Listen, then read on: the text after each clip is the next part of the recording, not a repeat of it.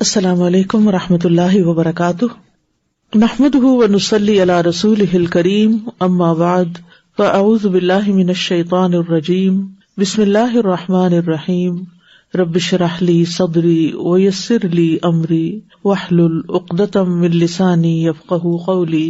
الحمد للہ واسع العطایا وجزیل الہبات ذی الفضل والاحسان والمکرمات، جعل فی ایام الحیات مواسم خیرات وفرصا للتزود من الطاعات، لا الہ الا اللہ وحدہ لا شریک لہ رب العباد وبارئ البریات۔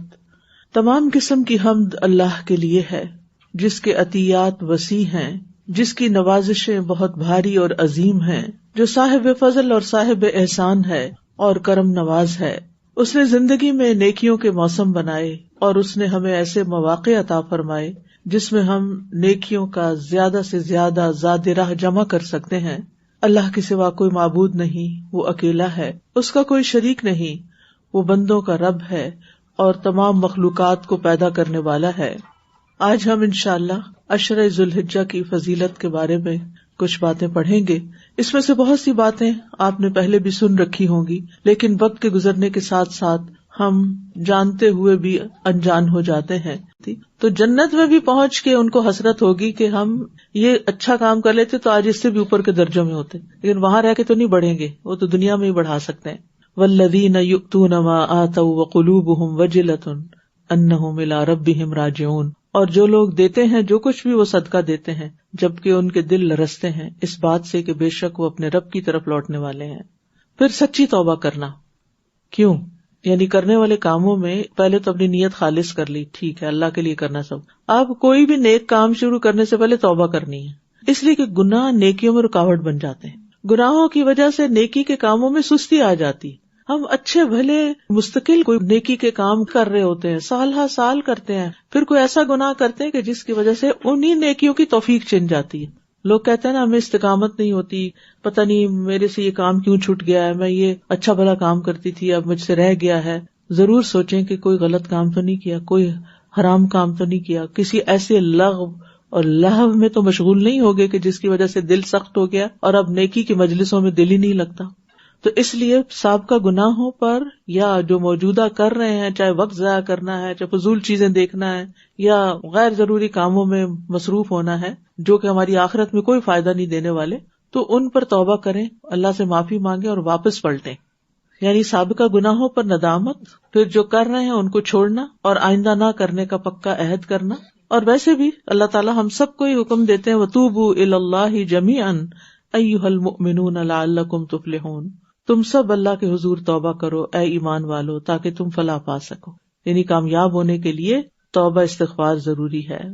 وَسَارِعُوا إِلَى مَغْفِرَةٍ مِّن رَّبِّكُمْ وَجَنَّةٍ عَرْضُهَا السَّمَاوَاتُ وَالْأَرْضُ أُعِدَّتْ لِلْمُتَّقِينَ، اور ایک دوسرے سے بڑھ کر اپنے رب کی بخشش کی طرف دوڑو اور اس جنت کی طرف دوڑو جس کی چوڑائی آسمانوں اور زمین کے برابر ہے، ڈرنے والوں کے لیے تیار کی گئی ہے۔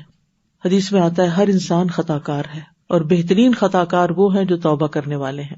علامہ ابن قیم کہتے ہیں توبہ کی منزل سب سے پہلی، درمیانی اور سب سے آخری منزل ہے، بس بندہ اس سے علیحدہ نہیں ہو سکتا، اس کو اپنی موت تک اسی میں قائم رہنا چاہیے۔ اگر وہ کسی اور منزل کی طرف کوچ کرتا ہے تو وہ توبہ کی منزل سمیت کوچ کرے گا اور اسی کے ساتھ پڑاؤ کرے گا۔ توبہ بندے کا آغاز اور اس کی انتہا ہے۔ توبہ کی بندے کو آخری عمر تک، آخری دن تک ضرورت رہتی ہے، جیسے ابتدا میں ضرورت ہے ویسے ہی آخر میں بھی۔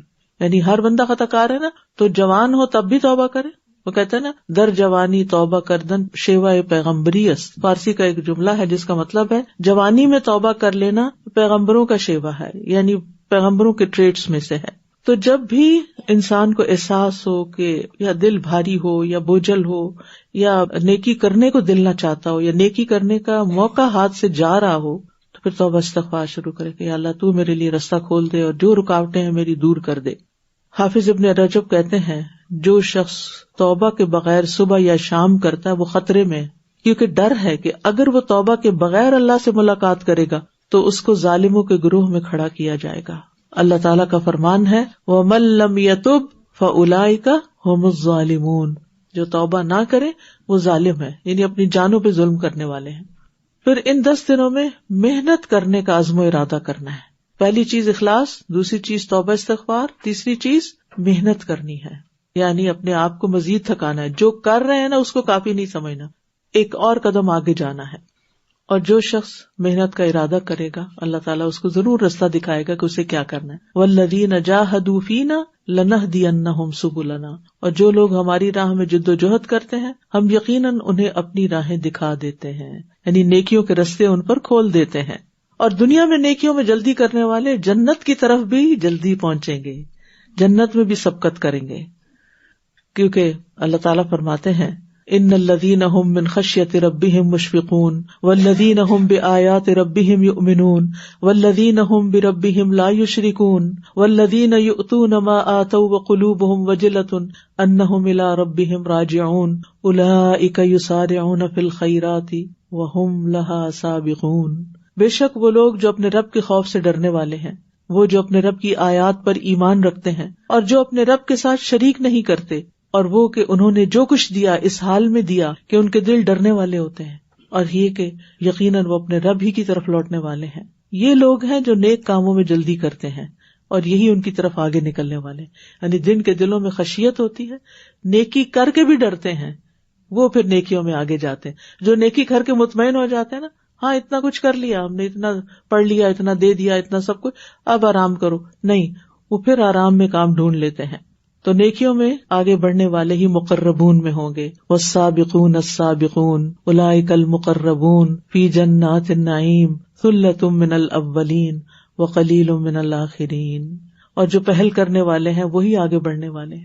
دوبارہ سن لیجیے، جو پہل کرنے والے ہیں وہی آگے بڑھنے والے ہیں. کیونکہ ہم سوچتے ہیں اور تو کوئی کر نہیں رہا، گھر میں کوئی اور کچھ نہیں کر رہا، ایک اکیلی میں ہی تھک رہی ہوں. نہیں، کوئی بات نہیں، ہو سکتا آپ کو دے کے پھر وہ بھی کرے. تو جو پہل کرنے والے ہیں وہی آگے بڑھنے والے ہیں. یہی لوگ مقرب ہیں جو نعمتوں والے باغوں میں ہوں گے. پھر تو آرام ہی آرام ہے، وہاں تو کوئی کام نہیں. پہلوں میں سے بہت سے ہوں گے اور پچھلوں میں کم. ہم پچھلوں میں سے ہیں اور پچھلوں میں سے بہت کم ہوں گے جو اپنے آپ کو نیکیوں میں پھر تکائیں گے. اور یاد رکھیے کہ نیکیوں کا شوق اسی وقت ہوگا جب اللہ سے محبت ہوگی. جس سے محبت ہوتی ہے نا، اس کے لیے کوئی بھی کام کرنا مشکل نہیں ہوتا، اور انسان دل کی خوشی سے کرتا ہے اور بھاگ بھاگ کے کرتا ہے. تو محبت سے مراد اللہ کی محبت، اللہ کے رسول صلی اللہ علیہ وسلم کی محبت، اور جن کے اندر یہ دو محبتیں ہوں وہ ایمان کی حلاوت پا لیتا ہے. اور اسی طرح اللہ کی خاطر محبت، یعنی محبت جو ہے نا وہ زندگی میں مٹھاس پیدا کر دیتی. جس تعلق میں بھی محبت ہوتی ہے وہ تعلق آپ کو خوشی دیتا ہے. اور ہم عام طور پر نفرتیں پال لیتے ہیں، اس نے میرے ساتھ یہ کیا، اس نے وہ کیا، یعنی ہر ایک سے کوئی نہ کوئی شکایت دل میں رکھ کے اپنے آپ کو جلاتے رہتے ہیں. اس سے باہر نکلنا چاہیے کیونکہ یہ بہت سی بیماریوں کا سبب ہے. ہمیں محبتیں بانٹنی چاہیے، اللہ کی محبت سے شروع کر کے اللہ سے محبت، رسول صلی اللہ علیہ وسلم سے محبت، صحابہ کرام سے محبت، صحابیات سے محبت، نیک لوگوں سے محبت، اور پھر اپنے والدین سے محبت، اپنے بہن بھائیوں سے محبت، اور پھر اللہ کی خاطر اپنے دینی دوستوں سے محبت. پھر آپ دیکھیے کہ نہ صرف یہ کہ انسانوں سے بلکہ چیزوں سے بھی محبت. مثلا اپنی گاڑی سے محبت، مجھے اپنی گاڑی بہت اچھی لگتی. کیوں؟ کیونکہ میں نیکی کے کام اس کے ذریعے کرتی ہوں. اگر گاڑی نہ ہو تو آپ یہاں کیسے پہنچتی؟ کتنے ہی لوگ ہیں جو تڑپتے ہیں کہ پہنچے لیکن ان کے پاس کوئی ذریعہ نہیں ہے. تو تمام محبتوں میں اخلاص ہو، صرف اللہ کے لیے ہو. گھر سے محبت کس لیے؟ کہ گھر میرے لیے سکون کی جگہ ہے جس کی وجہ سے میں کچھ کرنے کے قابل ہوتی ہوں، میری عبادت کے لیے پرسکون جگہ ہے. اولاد سے محبت کہ اولاد اللہ کی فرما بردار ہے. شاگردوں سے محبت کہ یہ میرے لیے صدقہ جاریہ ہے، یہ میرا باغ ہے. صحابہ سے محبت کہ وہ اللہ کے رسول صلی اللہ علیہ وسلم سے محبت کرتے تھے، اس لیے ان سے محبت. تو ہر محبت کی وجہ بھی جانے کہ کسی بھی چیز سے آپ محبت کیوں کرتے ہیں. ہر وہ محبت جو آپ کو اللہ کی محبت کے قریب کرے وہ پسندیدہ محبت ہے، اور ہر وہ محبت جو آپ کو اللہ کی محبت سے دور کرے اور نیکی کے کاموں سے دور کرے وہ ناپسندیدہ محبت ہے. اس سے گلو خلاصی کرنی چاہیے. پھر کرنے کے کاموں میں اس عشرے میں کیا کرنا ہے؟ نمازوں کی حفاظت کرنی ہے. 5 نمازوں کو ان کے وقت پہ ادا کرنا، کیونکہ یہ افضل ترین عمل ہے. رسول اللہ صلی اللہ علیہ وسلم سے سوال کیا گیا کون سا عمل سب سے افضل ہے؟ آپ نے فرمایا نماز اول وقت میں ادا کرنا. تو اس بات کا خیال رکھنا ہے کہ کثرت سے وہی عمل ہو جس کو ہمارا رب پسند کرتا ہے. پھر خشوع و خضوع کے ساتھ نماز ادا کرنا، دن میں 12 رکعت سنت مؤکدہ ادا کرنا، کیونکہ ایسے شخص کے لیے جنت میں گھر بنایا جائے گا. پھر نوافل کی کثرت. رسول اللہ صلی اللہ علیہ وسلم کے آزاد کردہ غلام صوبان تھے نا، تو انہوں نے نبی صلی اللہ علیہ وسلم سے پوچھا کہ آپ مجھے ایسے عمل کی خبر دیں جس سے اللہ تعالیٰ مجھے جنت میں داخل کر دے. پسندیدہ عمل کے بارے میں بتائیں. تو وہ خاموش رہے، پھر پوچھا، پھر خاموش رہے، پھر تیسری بار پوچھا تو رسول اللہ صلی اللہ علیہ وسلم نے ان سے فرمایا سجدوں کی کثرت کر دو. جب بھی تم میں سے کوئی سجدہ کرتا ہے تو اللہ تعالیٰ اس سجدے کے سبب تمہارا ایک درجہ بڑھا دیتا ہے، اللہ کا قرب حاصل ہوتا ہے اور اس کے ذریعے تمہاری خطا مٹا دیتا ہے. فرض نمازوں کے بعد افضل نماز تہجد کی نماز ہے. آئی نو کہ راتیں چھوٹی ہیں، لیکن پھر بھی کوشش کرنی ہے کہ اٹھ سکیں، اور اگر نہیں اٹھ سکتے تو رات کو عشاء کی نماز کے بعد ایکسٹرا نوافل پڑھ لیں. پھر اسی طرح تہجد میں طویل قرات، یعنی وہ نفل ایسے نہ پڑھیں جن میں صرف قل ہو اللہ پڑھیں، بلکہ آپ نے اگر کچھ حصہ حفظ کیا ہوا ہے تو وہ حفظ کیا ہوا حصہ ان میں پڑھیں، اگر نہیں حفظ کیا ہوا تو دیکھ کے پڑھ لیں. پھر اشراق یا چاشت کے نوافل 2 رکعت، یہ جو دن کے ابتدائی حصے میں ہوتی ہے، یہ سارے جسم کے ایک ایک جوڑ کا صدقہ ہوتا ہے، اور 4 رکعتیں اگر انسان پڑھ لے تو اللہ تعالیٰ کی طرف سے دن بھر کی کفایت کا وعدہ ہے. پھر مردوں کے لیے جماعت کے ساتھ نماز ادا کرنا. ایک اور کام جس کو ہم کثرت سے کر سکتے ہیں وہ اللہ کا ذکر ہے. اٹھتے بیٹھتے، کام کاج کرتے، چلتے پھرتے، ڈرائیو کرتے، چھوٹے چھوٹے وقفوں میں، کیونکہ وَيَذْكُرُ اسْمَ اللَّهِ فِي أَيَّامٍ مَّعْلُومَاتٍ، ان ایام میں اللہ کے ذکر کی کثرت. نبی صلی اللہ علیہ وسلم نے فرمایا کوئی دن اللہ کے ہاں ان 10 دنوں سے زیادہ عظمت والا نہیں، اور نہ ہی کسی دن کا عمل اللہ تعالیٰ کو ان 10 دنوں کے عمل سے زیادہ محبوب ہے. بس تم ان 10 دنوں میں کثرت سے لا الہ الا اللہ، اللہ اکبر اور الحمدللہ کہو. یعنی کون سا ذکر زیادہ کرنا؟ جیسے وہ ایک تسبیح کرتے ہیں نا، سبحان اللہ والحمدللہ ولا الہ الا اللہ واللہ اکبر، اس کی تسبیحات زیادہ کرنی، یعنی یہ خاص ذکر ہے ان دنوں کا. نبی صلی اللہ علیہ وسلم نے فرمایا کیا میں تمہیں بہترین عمل نہ بتاؤں جو تمہارے مالک کے نزدیک اچھا اور پاکیزہ ہے، تمہارے درجات کی بلندی کا سبب ہے، سونا چاندی خرچ کرنے سے بہتر ہے، اللہ کی راہ میں جہاد کرتے ہوئے تمہارے کفار کی گردنیں مارنے اور ان کے تمہاری گردنیں مارنے سے بھی افضل ہے. صحابہ نے عرض کیا کیوں نہیں؟ فرمایا اللہ کا ذکر.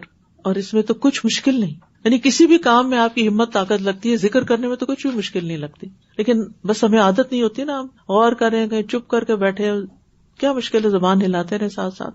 رسول اللہ صلی اللہ علیہ وسلم نے فرمایا بہترین عمل یہ ہے کہ جب تم دنیا سے رخصت ہو تو تمہاری زبان اللہ کے ذکر سے تر ہو.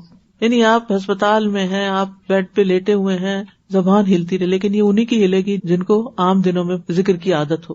اور پھر ذکر کرنے والے جہاں وہ سب سے سبقت لے جائیں گے، وَلَذِكْرُ اللَّهِ أَكْبَرُ، کیونکہ اللہ کا ذکر سب سے بڑی چیز ہے.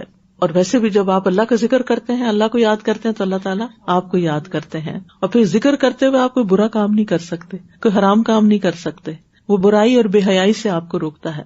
لہٰذا ان دنوں میں کرنے کے کام کیا ہے کہ کثرت سے تسبیحات، تکبیرات، اللہ کی حمد بیان کرنا، صبح و شام کے اذکار، استغفار کی کثرت، درود شریف پڑھنا، مقبول اوقات میں دعائیں کرنا، خصوصاً عرفہ کے دن نئی دعائیں اور اذکار زبانی یاد کرنا.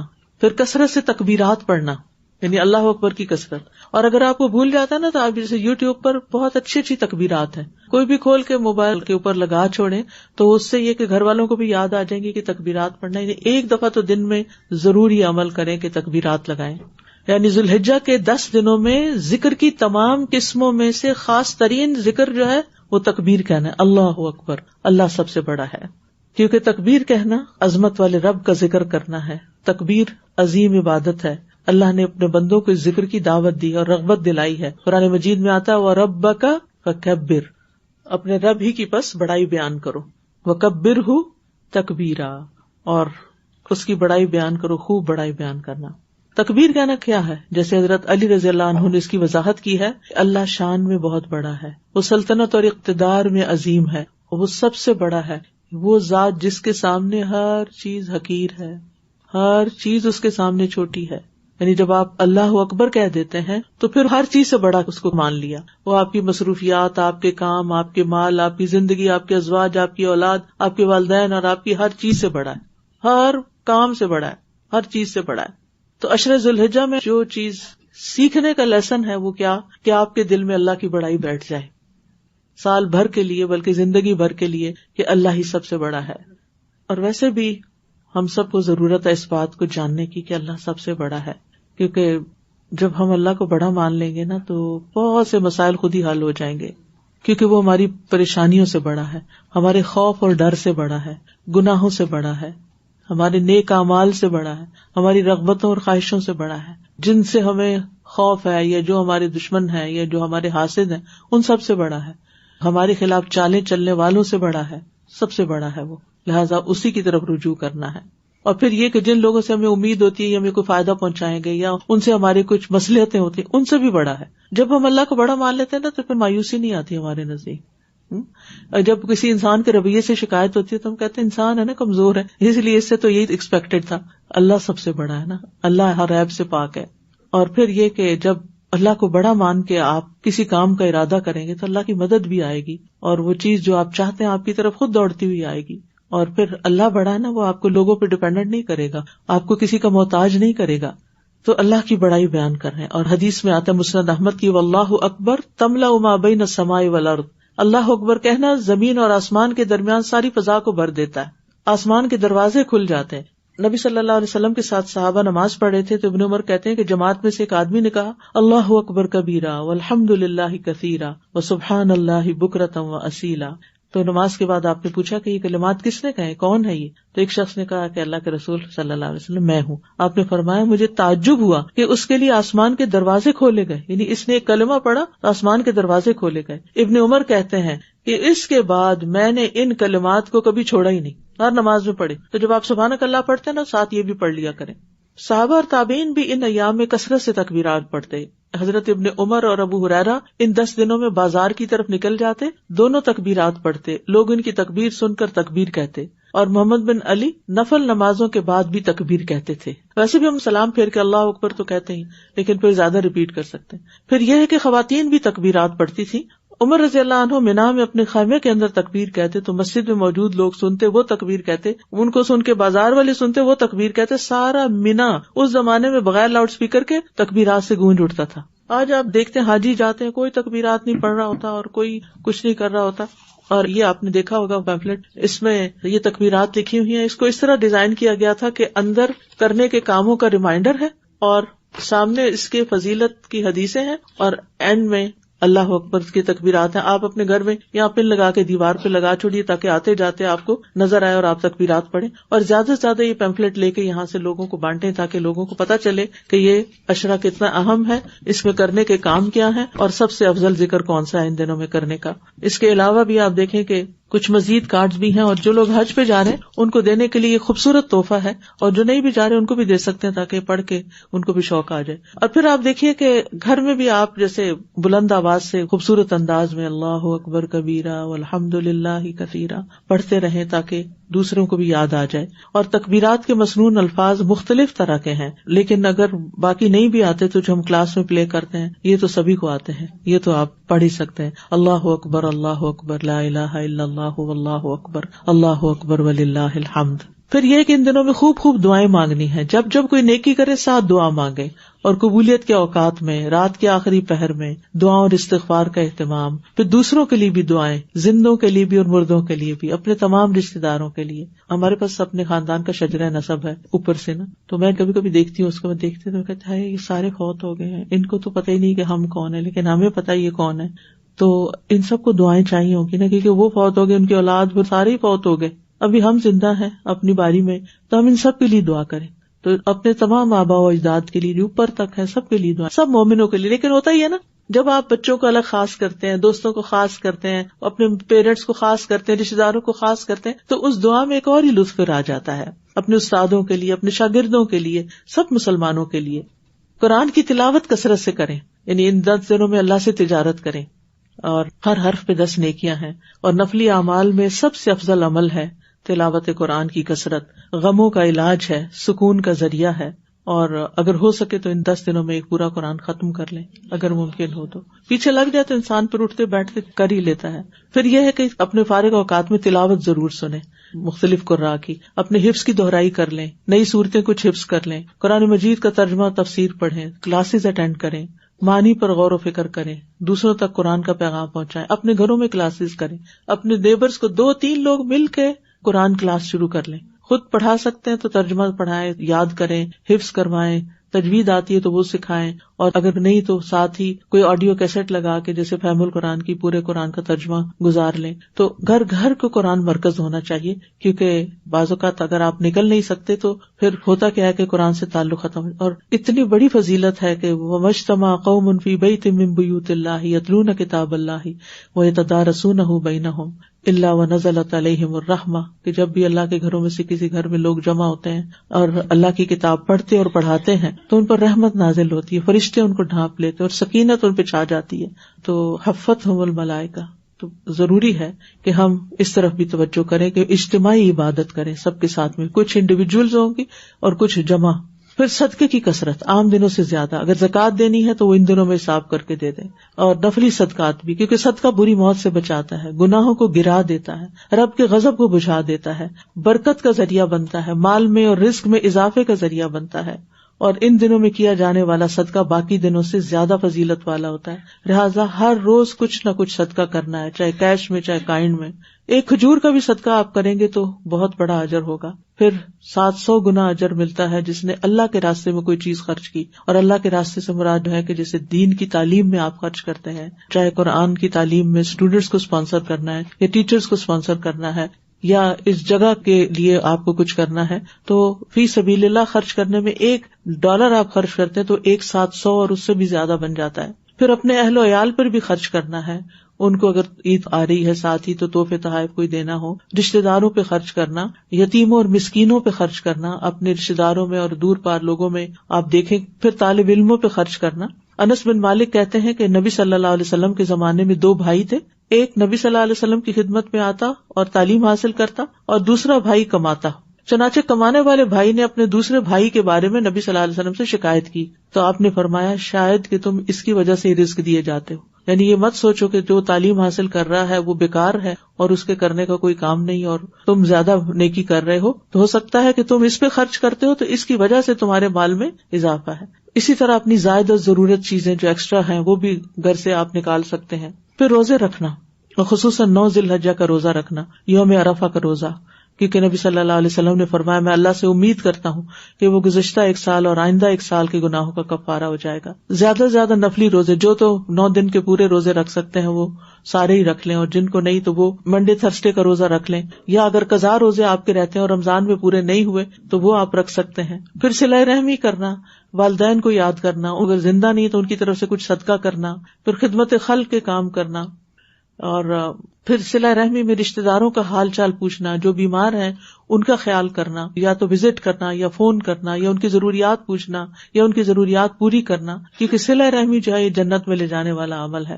نبی صلی اللہ علیہ وسلم نے فرمایا سلام پھیلاؤ، اچھی گفتگو کرو، صلہ رحمی کرو، یعنی رشتہ داروں سے جوڑ کے رکھو، اور راتوں کو جب لوگ سو رہے ہوں تو قیام کرو، تم سلامتی کے ساتھ جنت میں داخل ہو جاؤ گے. پھر پڑوسیوں کی خبرگیری کرنا، ضرورت مندوں کی مدد کرنا، سلام کو عام کرنا، دین کی تعلیم اور تبلیغ کے کاموں میں حصہ لینا، اور اجتماعی بھلائی کے کاموں میں والنٹیئر کرنا.